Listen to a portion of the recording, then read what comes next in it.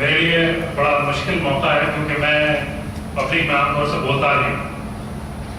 میں 1.5 مہینہ فیروز بھائی کے ساتھ رہا، اس کے بعد بھی مختلف جگہ میں ان کے ساتھ رہا، اس طرح کے ویلکم پروگرامس میں گیا اور مجھ سے کہا گیا بولنے کے لیے، لیکن میں نے ہر جگہ معذرت کی. یہاں میری معذرت قبول نہیں کی گئی. مجھے یاد آتا ہے کہ میں آج سے لگ بھگ 15 سال قبل اسی حیدرآباد سے قریب ایک شہر میں بیدر، وہاں میں نے تعلیم حاصل کی اور آخری بار میں نے پبلک اسپیچ وہیں دی. اس کے بعد پھر مجھے موقع تو بہت ملے لیکن میں نے کبھی بولنے کی کوشش نہیں کی. لیکن بہرحال غازہ کی بات کچھ ایسی ہے، جیسا کہ سریش جی نے بتایا کہ ہمیں بہت کچھ سیکھنے کو ملا، ہماری آنکھیں کھلی، ہمارے بہت سارے تجربات ایسے ہوئے جو ہم چاہتے ہیں کہ ہم آپ لوگوں کے ساتھ شیئر کریں. کیونکہ ہم میں سے ایسے بہت سارے لوگ ہیں جو کوشش کرنے کے باوجود بھی شاید اپنی مصروفیات، دیگر مجبوریوں اور مختلف چیزوں کی وجہ سے کبھی غازہ نہ جا سکیں. تو یہ ہماری ذمہ داری بنتی ہے کہ ہم کو اللہ تعالیٰ نے ایک موقع دیا، ہم وہاں گئے، اپنے ساتھیوں سے ملے، اپنے بھائیوں سے ملے، اپنی بہنوں سے ملے، اور ان کے جو احساسات ہیں، ان کے جو جذبات ہیں، ان کو ہم آپ کے سامنے رکھیں. میں بہت کم لفظوں میں کوشش کروں گا کہ اپنی بات کو رکھوں. یہاں سے جب ہم نکلے تو سب سے پہلا مسئلہ ہمارے لیے پاکستان کے ویزے کا آیا، اور ہمیں ویزا بالکل آخری مومنٹ میں یہ کہا گیا کہ صاحب آپ کو ویزا نہیں دیا جا سکتا. لیکن بہرحال ہمارے اندر ایک ڈٹرمنیشن تھا کہ اگر ہمیں ویزا نہیں ملا تو بھی کوئی مسئلہ نہیں ہے، ہم کارواں کے اگلے لے یعنی ایران سے ہم اپنا کارواں شروع کریں گے، پاکستان کو اسکیپ کریں گے. لیکن ایک کوشش ہم نے کی آخری، اور اس کوشش میں ہم کامیاب ہوئے. ہمیں پاکستان نے صرف لاہور کا ویزا دیا اور ہم لوگوں نے یہ طے کیا کہ ٹھیک ہے ہم صرف لاہور تک جائیں گے تاکہ پاکستان کی عوام تک بھی اپنا میسج ہم پہنچا سکیں. فیروز بھائی ہمارے لیڈر تھے کارواں کے، اور ہر جگہ وہ یہ بات کہتے رہے اور انہوں نے اس کی پوری کوشش کی کہ ہندوستان کا جو ایک بہت اہم میسج ہے، گاندھی جی کا جو نان وائلنس کا میسج ہے، یہ دنیا کے سامنے جانا چاہیے. تو اسی لیے فیروز بھائی کا ایک ڈٹرمنیشن تھا کہ ہمیں پاکستان چھوڑنا نہیں چاہیے، اور ہم الحمدللہ اس میں کامیاب ہوئے. تھوڑی دیر کے لیے ہی صحیح ہم لاہور گئے اور پھر واپس آئے. اس کے بعد ہم ایران گئے. ایران میں میرا بھی پہلا تجربہ تھا. پاکستان تو میں اس سے پہلے کئی بار گیا ہوں مختلف پروگرامس میں، لیکن ایران میرا پہلا تجربہ تھا. میں نے بہت کچھ سن رکھا تھا ایران کے سلسلے میں، ساتھیوں سے سنا تھا، میڈیا سے بہت ساری چیزیں سننے میں آتی ہیں. لیکن غازہ کے سلسلے میں جو خاص رویہ تھا ایران کے ساتھیوں کا، ایران کے لوگوں کا، ایران کی عوام کا، وہ بہت ہی تعجب خیز تھا.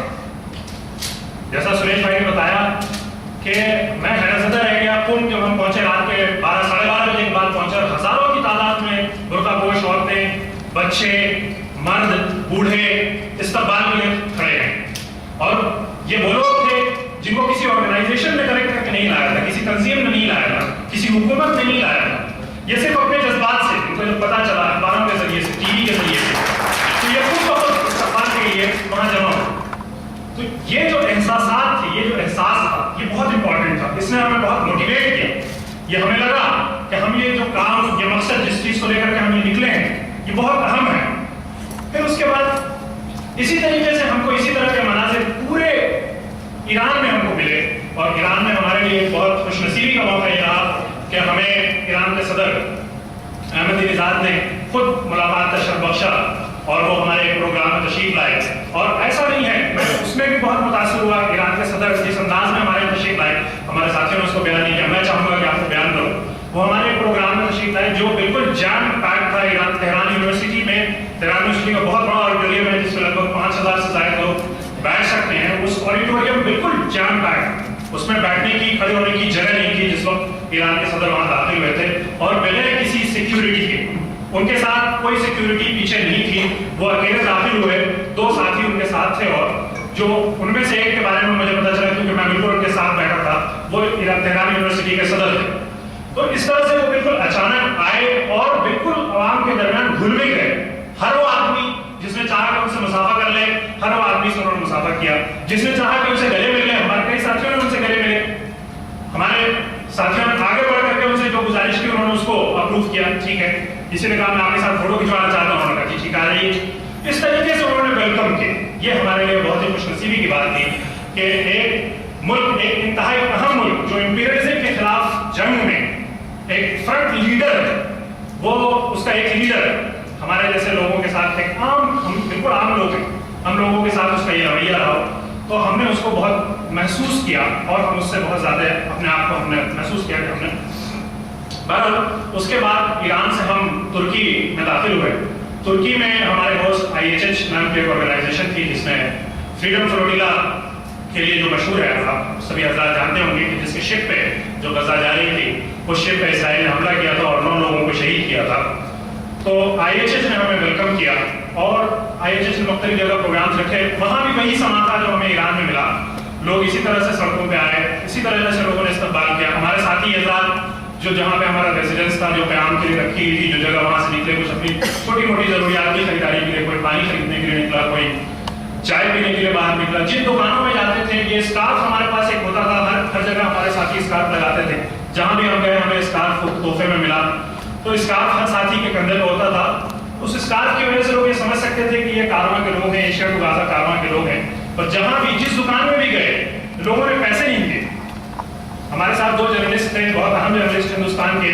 وہ ایک جگہ ریڈ بل، ان کے بہت خاص وہ تھا، ان کی ہر جگہ ریڈ بل تلاش کرتے تھے. وہاں پہ انہوں نے تلاش کیا ریڈ بل، ایک دکان میں انہوں نے پوچھا، انہوں نے کہا نہیں ریڈ بل ہمارے پاس نہیں ہے، لیکن ہم آپ کو لے کے چلے گئے. اس آدمی نے اپنے دکان کا شٹر ڈاؤن کیا، اپنی گاڑی میں بٹھایا، 7 کلومیٹر دور لے کے گیا، ریڈ بل پلایا اور واپس لا کے چھوڑا.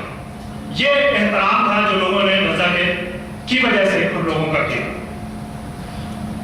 ترکی سے نکلنے کے بعد ہم لوگ سیریا پہنچے اور سیریا میں تمام جو فلسطینی آرگنائزیشنز ہیں، حماس سے لے کر کے فتح، الجہاد الاسلامی اور جتنے بھی دوسرے پاپولر فرنٹس وغیرہ جتنی بھی آرگنائزیشن ہیں ترکی میں، تمام لوگوں نے متحد ہو کر کے سیریا میں متحد ہو کر کے ایک جگہ پر آ کر کے جب ہم سیریا میں انٹر ہوئے تو ہمارا استقبال کیا. اس دن ہمیں یہ احساس ہوا کہ ہم بہت ساری چیزیں میڈیا میں دیکھتے ہیں، جھگڑوں کی باتیں دیکھتے ہیں، حماس اور فتح کے جھگڑے، وہ جھگڑے اپنی جگہ درست ہیں، لیکن کہیں نہ کہیں کچھ چیزوں پہ، کچھ پوائنٹس پہ آپس میں مفاہمت ہے. اسی مفاہمت نے ان سب کو ایک جگہ پہ لا کے کھڑا کیا تھا. ہزاروں کی تعداد میں ان کے کارکن حضرات، ان کے لیڈر حضرات وہاں اکٹھا ہوئے اور انہوں نے ویلکم کیا. مجھے اتفاق سے دوبارہ ترکی جانے کا واپس موقع ملا، کیونکہ ترکی میں جو یہ شپ جس کے بارے میں نے ذکر کیا، ماوی مرمرا، وہ واپس آ رہی تھی اور اس کے لیے ان لوگوں نے ایک ویلکم پروگرام رکھا تھا. IHH نے ایک ویلکم پروگرام رکھا تھا. میری خوش نصیبی ہے کہ میں اس پروگرام میں بھی شریک ہوا. میں ترکی کے عوام کے جو احساسات تھے اس کو دیکھنے کا مجھے موقع ملا اور میں بہت زیادہ متاثر ہوا، کیونکہ جب میں وہاں پہنچا اس جگہ پہ جس جگہ پہ شپ کو نکالا گیا تھا، جس جگہ سے شپ کو رخصت کیا گیا تھا، اسی جگہ پہ شپ کو دوبارہ ویلکم کرنا تھا. وہاں ہم چونکہ گیسٹ تھے اس لیے ہمیں پہلے پہنچایا گیا. ہم جب وہاں پہنچے تو لگ بھگ وہاں پہ 7-8 ہزار لوگوں کا ایک مجمع ہوگا. 1 گھنٹے کے اندر جب شپ کے آنے کا ٹائم ہوا تو وہاں کا مجمع 1.5 لاکھ سے زائد کراس کر گیا تھا اور لوگ والہانہ انداز میں چلے آ رہے تھے. یہ کسی انسان کو ویلکم کرنے کی بات نہیں تھی، کوئی بڑا لیڈر آ رہا ہو یا کوئی اہم شخصیت آ رہی ہو، کوئی بڑا فلم اسٹار آ رہا ہو، ایسا کچھ نہیں تھا. ایک شپ آ رہی تھی جس شپ پہ اسرائیل نے اٹیک کیا تھا. اس شپ کے ساتھ لوگوں کے جذبات اتنے جڑے ہوئے تھے کہ جب وہ شپ کے آنے کے بارے میں لوگوں نے سنا تو لوگ زاروں قطار وہاں پہ جمع ہونا شروع ہو گئے. لاکھوں کی تعداد میں جب وہاں لوگ جمع ہوئے اور جب شپ آئی ہے تو لوگ آنسوؤں سے رو رہے ہیں، استقبال میں خوشیوں کے نعرے لگا رہے ہیں. اور اس موقع سے ہمیں جو شہداء تھے، 9 شہداء، ان کے گھر والوں کے تاثرات سننے کا موقع ملا. اس میں فرقان دوران ایک بہت ہی مشہور جو سب سے ینگسٹ شہید تھا، اس کی والدہ نے خطاب کیا، اس کے والد نے خطاب کیا، اس کی والدہ نے خطاب کیا. اس کی والدہ نے کہا مجھے افسوس ہے کہ میرا صرف ایک ہی بیٹا، اگر میرے 1 سے زائد بیٹے ہوتے تو میں اس کو اس میدان میں فلسطین کے لیے جو جنگ جاری ہے اس جنگ میں شہادت کے لیے آگے بڑھاتا. الحمدللہ ہم انہی تمام جذبات سے ہوتے ہوئے، انہی تمام چیزوں سے ہوتے ہوئے ہم غزہ کے اندر داخل ہوئے. اور غزہ پہنچ کر کے میں نے اپنے ساتھیوں سے جو سب سے پہلی بات کی وہ یہ تھی کہ میں جب بھی کہیں جاتا ہوں تو مجھے لوگوں کے چہرے پہ کچھ نہ کچھ دکھتا ہے. ہر آدمی کا چہرہ کچھ بولتا ہے. کسی کے چہرے پہ آپ کو مایوسی دکھے گی، کسی کے چہرے پہ آپ کو خوشی دکھے گی، کسی کے چہرے پہ آپ کو کرب دکھے گا. لیکن غزہ کے تمام لوگوں کے چہرے پہ ایک چیز جو بالکل کامن ہوتی ہے وہ ہوتی ہے ریزسٹنس. ہر آدمی کے چہرے پہ آپ کو ریزسٹنس دکھے گا، ہر آدمی کے چہرے پہ آپ کو امید دکھے گی، ہر آدمی کے چہرے پہ آپ کو عزم دکھے گا. جس طرح کی تباہی